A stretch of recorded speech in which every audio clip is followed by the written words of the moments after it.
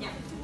La articulación temporomandibular se conforma por hueso temporal y mandibular, hueso temporal y maxilar, hueso temporal y cóndilo maxilar.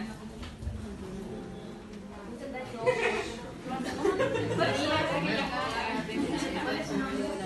Dani. Temporal es como el temporomandibular. Temporomandibular, el hueso temporal con el hueso mandibular. Está bien, está bien. Un aplauso.